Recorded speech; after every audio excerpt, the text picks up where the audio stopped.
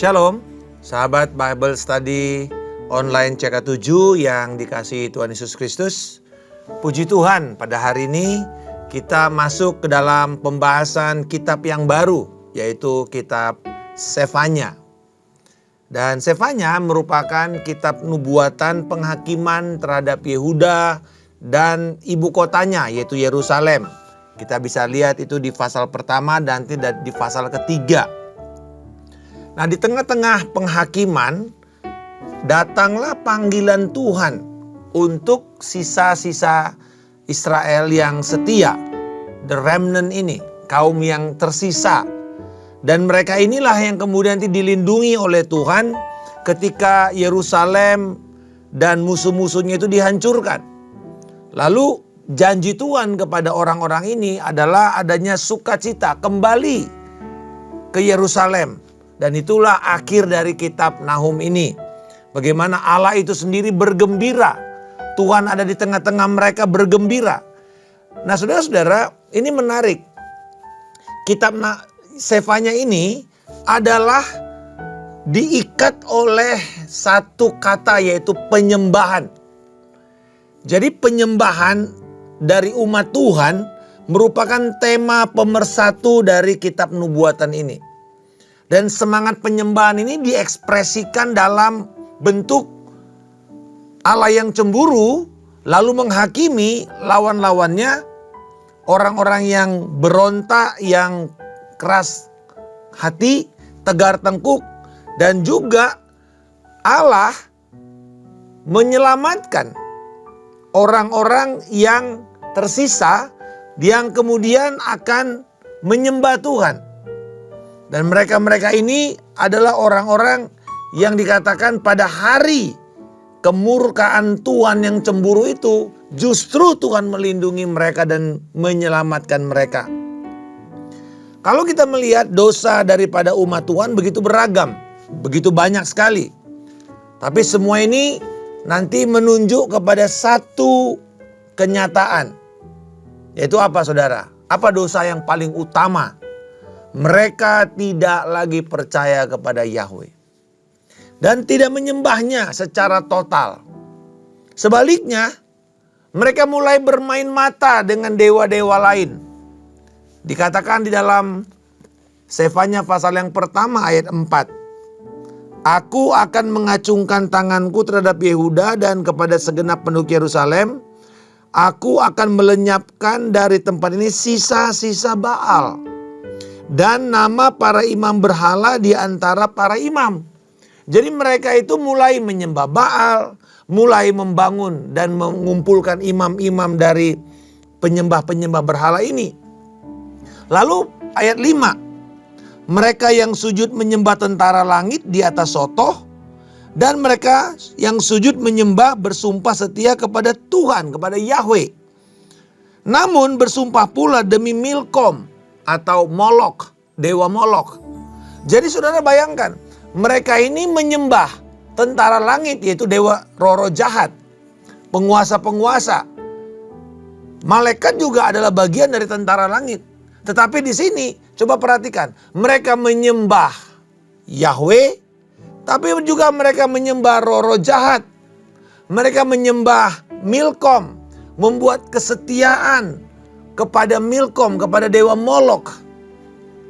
Dan jadi saudara lihat di sini, persoalan manusia yang terbesar adalah penyembahan.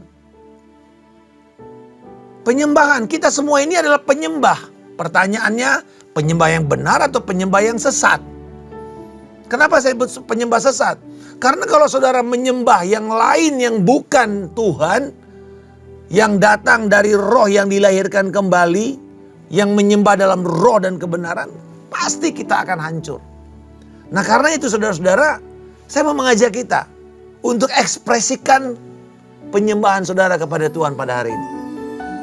Mari kita declare, Tuhan, aku diam di hadirat-Mu ini, di dalam firman-Mu, dan aku akan terus mengikut-Mu tanpa melihat ke kiri dan ke kanan, tanpa berpaling ke belakang, tapi berpaling hanya kepada Yesus. Yesus, Yesus. Kami diam di hadirat-Mu Tuhan. Kami bersimpuh di kaki-Mu. Kami sembah Engkau Tuhan. Kami mau memilih yang terbaik seperti Maria memilih bersimpuh di kaki Yesus. Terpujilah Engkau Tuhan. Haleluya.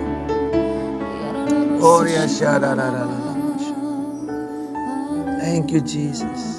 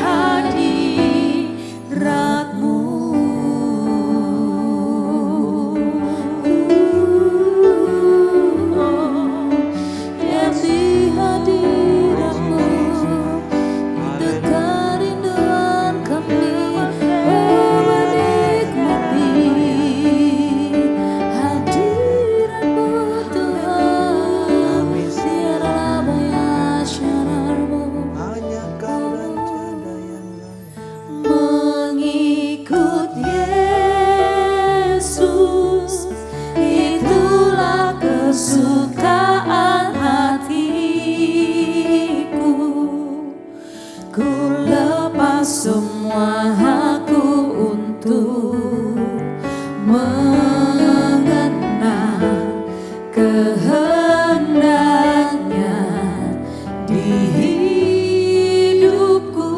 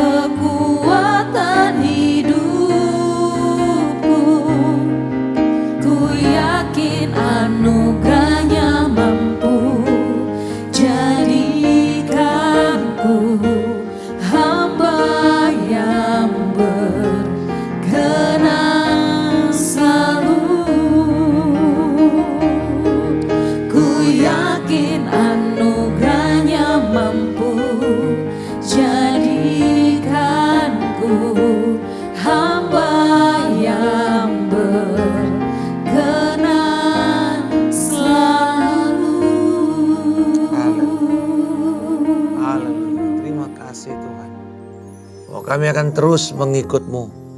Apapun keadaan yang terjadi sekitar kami, Tuhan, Engkau Allah yang setia dan layak untuk dipercaya dan disembah dan diikuti seumur hidup kami. Dalam nama Yesus. Amin. Sahabat sekalian, karena ini adalah pembukaan daripada kitab yang baru, mari saya berikan perkenalan atau introduksi pendahuluan kepada kitab Sefanya ini. Siapa itu Nabi Sefanya? Dikatakan dalam ayat 1 jelas di sini siapa dia. Yaitu dia adalah buyut dari Raja Hizkia. Ia harus disembunyikan dari upaya pembersihan keluarga raja dari Manasye yang merupakan paman buyutnya. Dan kita tahu bahwa Manasye itu begitu kejam, dia membunuh semua keluarga-keluarga Raja Hizkia yang masih tersisa. Supaya tidak ada lagi ancaman untuk keberadaan kerajaannya. Dan inilah yang menjadi alasan kenapa nama itu adalah Sefanya. Karena Sefanya itu artinya Tuhan menyembunyikan. Yahweh hides, Tuhan menyembunyikan. Karena Sefanya waktu masih kecil dia harus disembunyikan dari upaya pembunuhan. Nah, lalu ketika dia besar, dia bernubuat di zaman Raja Yosia. Jadi teman-teman sezamannya itu adalah Nabi Yeremia, Habakuk, dan Nahum. Jadi kalau Bapak Ibu baca Yeremia, Habakuk, Nahum, Sefanya ini masih di dalam zaman yang sama. Pesan yang disampaikan oleh Nabi Sefanya adalah peringatan akan kemurkaan Yahweh terhadap kesetiaan palsu dari Yehuda. Dan juga panggilan untuk kembali kepada Yahweh, kepada pencipta yang penuh dengan kasih. Dan juga pesan kepada sisa-sisa Israel yang nanti terselamatkan untuk tetap berharap. Jadi adanya sebuah pesan pengharapan. Nah, Sefanya ini masuk di dalam kanonisasi kitab Alkitab kita karena memang nubuatannya itu terbukti benar. Jadi terbukti saudara apa yang dinubuatkan ini yaitu tentang kejatuhan Yerusalem kepada Babel di tahun 597 atau 586. Jadi sampai 586 sebelum Masehi. Nah, kitab ini sangat berharga karena menjelaskan tentang alasan Yerusalem itu jatuh. Alasannya sederhana, penyembahan berhala. Dosa penyembahan berhala. Di ayat 4 sampai dengan 6 dari pasal pertama, lalu di ayat 8 sampai 13, dan kemudian pasal 3 ayat 1 sampai 4 dan ayat 13. Inilah dosa dari Yerusalem. Nah, panggilan Nabi Sefanya kepada orang-orang adalah merendahkan diri di hadapan Tuhan. Dan untuk itu dia juga bernubuat karena Raja Yosia sedang melakukan pembaruan. Dia menjadi raja tahun 640 sebelum Masehi dan dia mulai memulihkan penyembahan-penyembahan yang benar, dan karena itu diperlukanlah pendampingan dari nabi untuk mengkonfirmasi bahwa betul apa yang dilakukan oleh Yosia ini adalah untuk kita mau merendahkan hati kita dan mau kembali kepada kemurnian ibadah kita. Karena Yosia melakukan pembaruan, reformasi di dalam ibadah. Ciri khas dari nubuatan Nabi Sefanya adalah dari penggunaan bahasa. Yaitu ungkapan-ungkapan yang mencolok, yang penuh dengan warna. Seperti misalnya ayat yang ke-8 dari pasal pertama. Pakaian yang asing. Ini bicara mengenai pakaian-pakaian yang bukan biasa dipakai oleh bangsa Yehuda. Lalu dikatakan janganlah melompati ambang pintu. Ayat 9. Selidikilah Yerusalem dengan pelita-pelita. seperti anggur yang tinggal endapan atau ampas di dalam ayat 12. Lalu darah akan dicurahkan seperti debu dan usus mereka terburai seperti kotoran atau tai manusia. Ayat 17.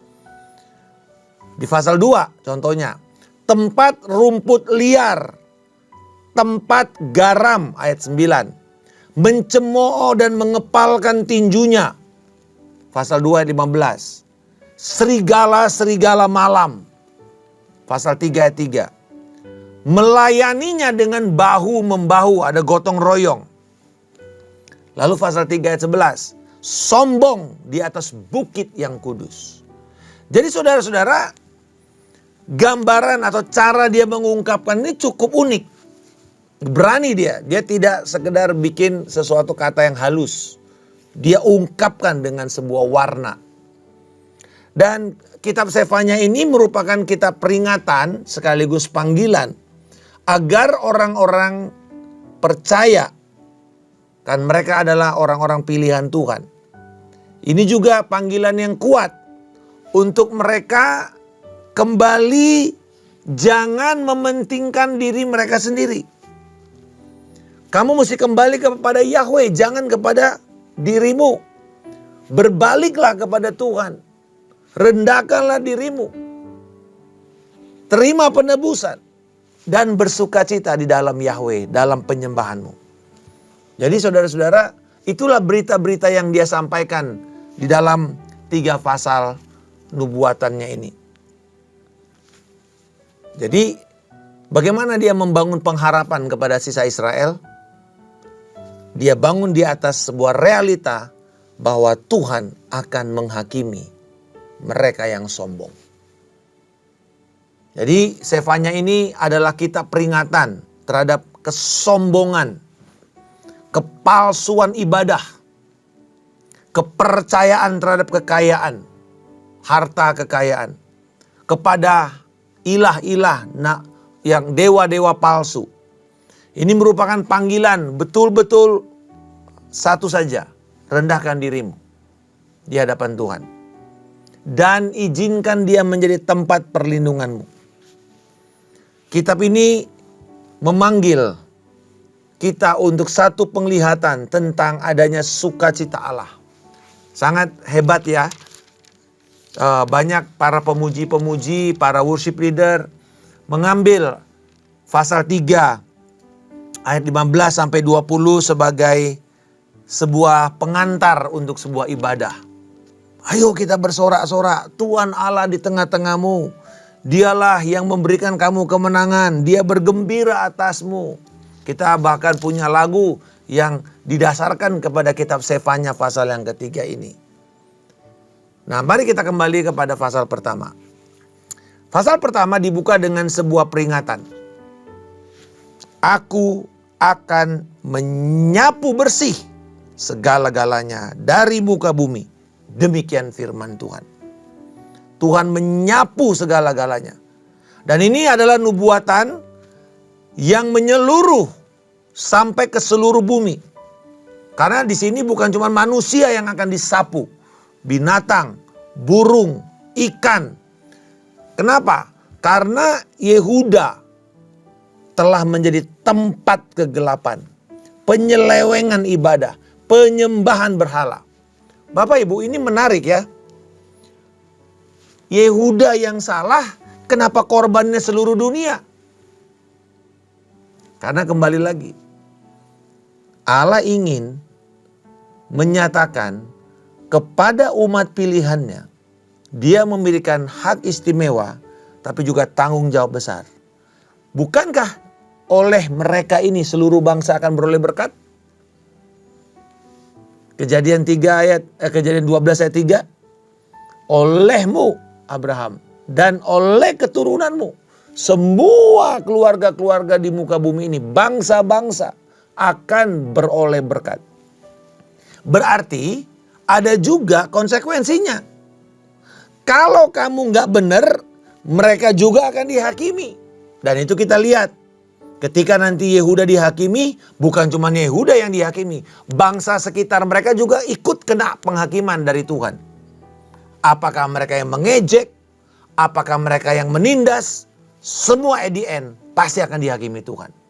Jadi ini seperti pedang bermata dua. Kepada orang percaya, kita ini diberi hak istimewa, diberkati, dilindungi, diurapi. Tapi kalau terjadi sesuatu, kita berbuat dosa, pertama kita akan dihakimi.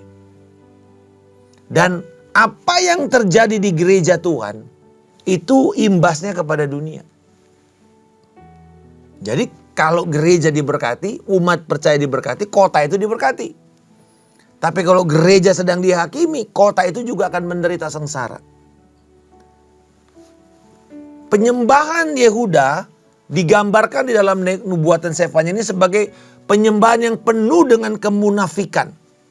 Yaitu digambarkan dengan apa? Adanya penggantian pengorbanan yang dikuduskan oleh Yahweh kepada orang-orang yang ada di Yerusalem. Dan dikatakan di dalam ayat 14 sampai 18, hari Tuhan yang dahsyat itu sudah dekat. Sudah dekat dan datangnya sangat cepat. Pada hari Tuhan. Jadi berulang-ulang dia katakan tentang hari Tuhan. Hari itu hari kegeraman. Hari peniupan sangkakala. Hari pekik perang. Hari di mana terjadi kesusahan. Jadi saudara, gambarannya begitu rinci oleh Sefanya. Ketika hari Tuhan itu datang, dikatakan darah mereka tercurah seperti debu. Ini adalah peringatan kepada seluruh bumi. Akan dihanguskan oleh api murkanya. Jadi saudara, selain penyembahan berhala dan ibadah yang sudah terselewengkan, penghakiman Tuhan juga terjadi kepada Yehuda karena mereka mempercayakan diri mereka kepada harta kekayaan mereka. Ayat 10 sampai 13. Pada hari itu, demikian firman Tuhan, akan terdengar teriakan dari pintu gerbang ikan, ratapan dari perkampungan baru. Merataplah hai penduduk perkampungan lesung. Pada waktu itu, aku menggeledah Yerusalem dengan suluh, dengan koobor, dan menghukum orang-orang yang telah mengental seperti anggur atas endapannya. Ayat-ayat ini menggambarkan akan bagaimana Tuhan mengulurkan tangannya untuk melawan Yehuda. Jadi coba perhatikan bagaimana dosa itu bekerja. Satu, dimulai dari penyembahan berhala.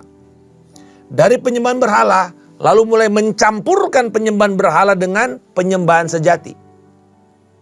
Artinya penyembahan yang dilakukan kepada Yahweh tapi dengan mindset mengharapkan berkat-berkat seperti berkat dari kuasa kegelapan.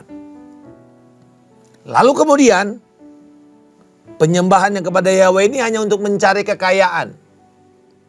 Pakai Yahweh, tapi utamanya, agenda utamanya bagaimana engkau memberkati aku dengan kekayaan. Lalu kemudian akhirnya Yahwehnya ditinggalkan, dapat kekayaan yang disembah. Dan kemudian disitulah Tuhan menghancurkan mereka lewat kekayaan mereka. Perhatikan, ini menarik saudara. Dari mana Tuhan menghakimi mereka ketika mereka mengandalkan kekayaannya? Karena mereka bersandar kepada Yahweh tapi dengan penyembahan yang palsu. Lalu akhirnya ketika dapat kekayaan itulah yang mulai disembah. Itu digambarkan dengan lokasinya ya. Gerbang ikan itu pusat perdagangan, pasar. Ya, lalu perkampungan baru itu adalah distrik ekonomi. Distrik pasar uang pada waktu itu. Dan kemudian adanya kampung lesung atau mortar village. Tempat di mana dibuat ya perkampungan untuk menghasilkan tembikar-tembikar. Dan tembikar ini kan dipakai untuk alat-alat rumah tangga, alat-alat perhiasan, perdagangan, dan seterusnya. Bahkan juga bicara mengenai kekayaan kebun anggur, perkebunan-perkebunan besar. Ketika orang mulai mengandalkan kekayaan, justru disitulah awal mulanya Tuhan menghakimi. Perhatikan, dari mana dimulai penghakiman itu? Di gerbang ikan. Ini adalah pusat pasar dan perdagangan di Yerusalem. Jadi dihancurkan dulu pusat ekonominya. Yang kedua, karena mereka terus menyembah kekayaan mereka, dihancurkan distrik perdagangan dan pasar uang, yaitu perkampungan lesung. Akan ada ratapan. Pedagangnya dihabisi Tuhan. Dan ini yang terjadi. Saudara lihat, kegoncangan sebuah negara itu dimulai dengan kegoncangan pasar uang. Kegoncangan finansial.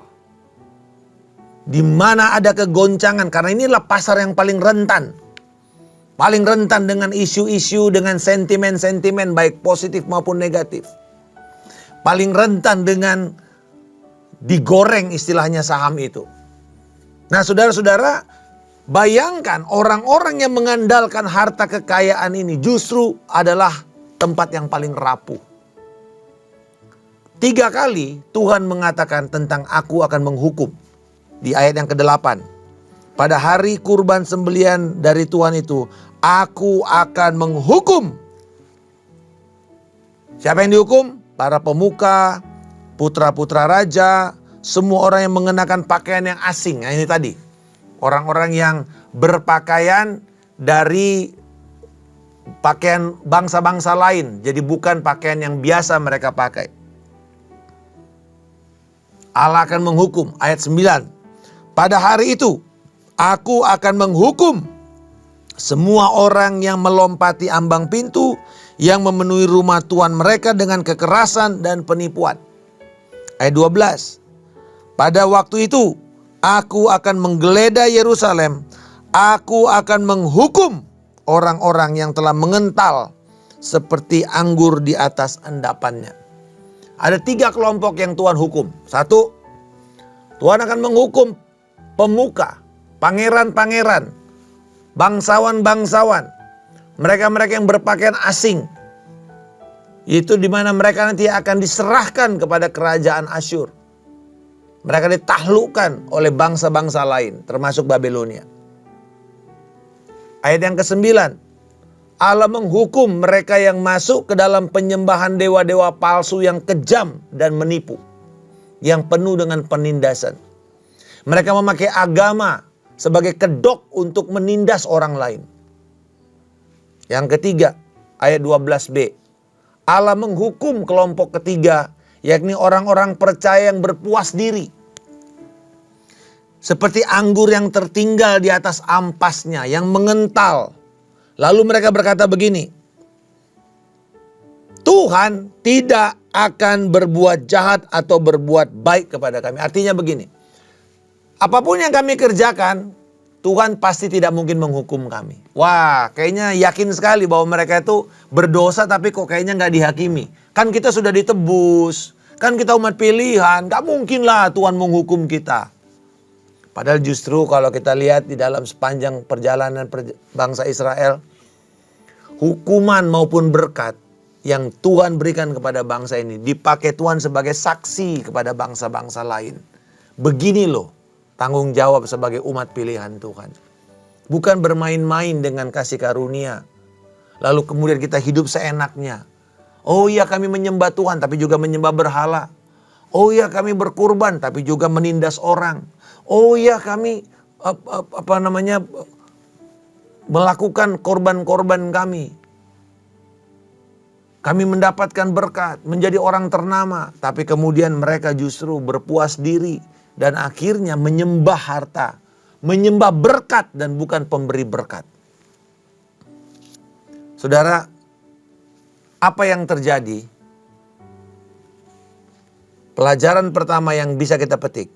Pada hari Tuhan itu, tidak ada yang bisa lari. Tidak ada yang bisa menyembunyikan diri dari kejaran Tuhan. Amos 9 ayat 2 mengingatkan, tidak ada yang dapat bersembunyi dari penghukuman Allah. Sekalipun kamu menutupi itu dengan kesalehan dan dengan ibadah-ibadah yang berlebih-lebihan. Tidak bisa. Tuhan tidak bisa ditipu. Di Galatia dikatakan jangan sesat, Allah tidak bisa dipermainkan. Apa yang kamu tabur itu yang akan kamu tuai. Jangan bermain-main dengan kekristenanmu. Hari Tuhan akan datang. Dan ini akan kena kepada semua orang. Baik itu orang percaya maupun yang tidak percaya. Akan datang. Ayat 14 berbicara tentang hari Tuhan yang dahsyat. Nah, konteks pertama tentang hari itu adalah saat Yehuda diserbu oleh kerajaan Babilonia. Digambarkan kengeriannya di situ adalah adanya teriakan pahit, hari kegeraman, kesulitan, kehancuran, kemusnahan, kegelapan, kesuraman. Kegelapan seperti orang buta kepada mereka yang telah berdosa kepada Tuhan. Wah, penghakiman itu begitu mengerikan. Nah, nubuatan Nabi Sefanya ini, tadi saya katakan, tujuannya juga salah satunya untuk mendukung reformasi atau pembaruan rohani yang tengah dikerjakan oleh Raja Yosia terhadap Yehuda. Untuk kembali kepada penyembahan sejati. Menyadarkan penduduk Yerusalem bahwa mereka jangan tertipu dengan kesalehan palsu, dengan pikiran pengajaran doktrin bahwa Tuhan tidak akan menghukum mereka walaupun mereka hidup seenaknya. Karena mereka adalah orang yang diberkati. Mereka adalah umat pilihan Tuhan. Ini adalah kota suci Tuhan. Tuhan ada di dalam baitnya. Tapi kita tahu di dalam Yeremia bahwa satu hari Tuhan meninggalkan baitnya. Kadang-kadang banyak orang gak merasa ini. Betapa konsekuensi ini begitu berat. Orang murtad tidak satu hari Bapak Ibu. Seperti Simpson. Di mana dia tidak sadar roh Tuhan itu beranjak dari dirinya. Pengurapan Allah itu beranjak dari dia. Masih terus hidup dengan segala macam dosa-dosa yang menghancurkan kesukaannya kepada perempuan dan kepada hawa nafsu. Tapi di satu sisi dalam keadaan perang dia masih bisa menang. Ada urapan. Sehingga akhirnya dia berpikir bahwa loh toh walaupun aku berdosa aku masih bisa diurapi kok. Ibarat sekarang mungkin masih bisa berdosa tapi khotbahnya masih luar biasa. Banyak orang yang juga diberkati. Bapak Ibu saudara-saudara sekalian, Allah tidak bisa dipermainkan. Ini dosa bangsa Yehuda, dosa Yerusalem.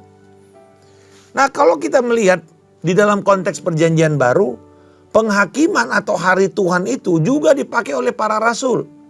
Rasul Paulus mengutip peringatan Nabi Sefanya ini dalam Roma 1 ayat 2 dan 3, 5, 8 sampai 9. Boleh saya bacakan kepada saudara. Namun kita tahu bahwa hukuman Allah berlangsung secara adil atas mereka yang berbuat demikian.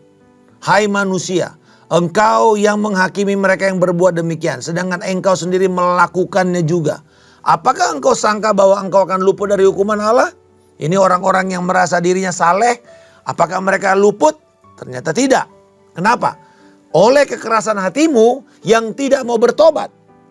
Engkau sedang menimbun murka atas dirimu sendiri pada hari murka dan hukuman Allah yang adil yang akan dinyatakan.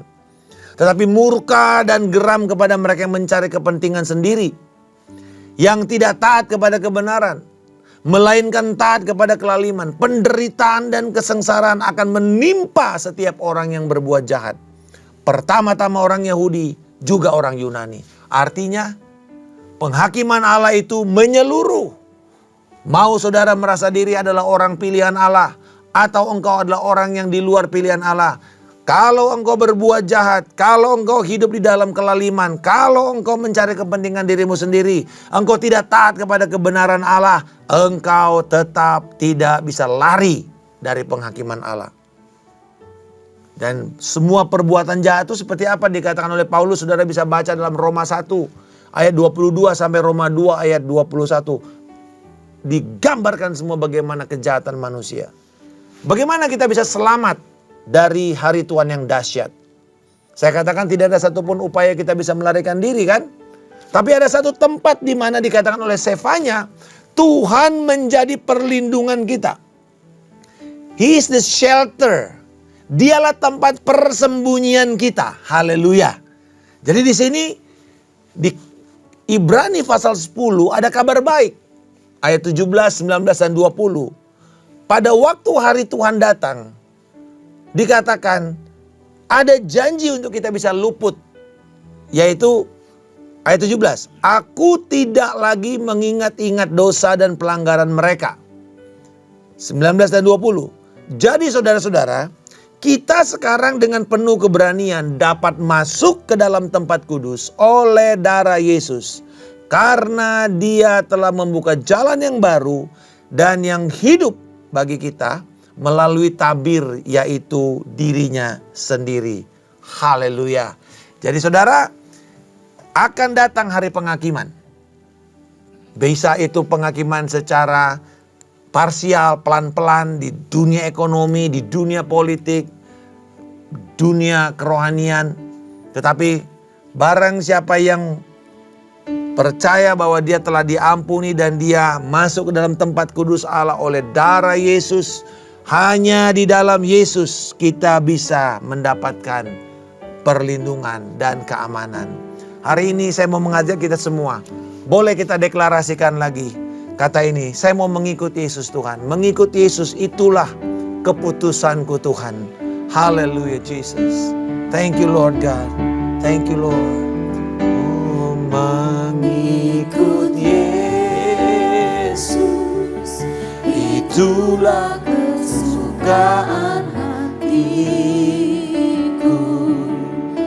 Ku lepas semua hakku untuk mengenal kehendak. Biarlah kami Tuhan hidup dengan kerendahan hati. Karena Engkau yang telah menebus kami oleh darah-Mu. Engkau telah melupakan segala pelanggaran dan segala dosa-dosa. Terima kasih Tuhan. Kami pegang Yesus dan tidak ada yang lain. Sekali Yesus tetap Yesus. Haleluya. Jadikanku hamba yang berkenan selalu. Ku yakin anugerahnya mampu jadikanku hamba yang berkenan selalu. Berkatilah umat-Mu Tuhan yang hidup berkenan kepada Engkau, sungguh setia di dalam mengikuti Yesus, berkorban dan hidup di dalam penyerahan diri sepenuhnya. Maka Tuhan yang memberkati engkau dan yang melindungi engkau. Tuhan akan mencurahkan anugerahnya dan kemurahannya, menghadapkan wajahnya dan memberikan engkau damai sejahtera. Kasih karunia dari Allah Bapa, cinta kasih dari Tuhan kita Yesus Kristus, persekutuan yang indah, erat dan manis akan Roh Kudus menyertai kau dari hari ini sampai Tuhan Yesus Kristus datang menjemput kita di awan kemuliaan, membawa kita memerintah dalam kerajaan damai-Nya hingga kekal selama-lamanya. Dalam nama Tuhan Yesus Kristus kami telah berdoa dan mengucap syukur. Haleluya. Amin. Tuhan Yesus memberkati. Shalom.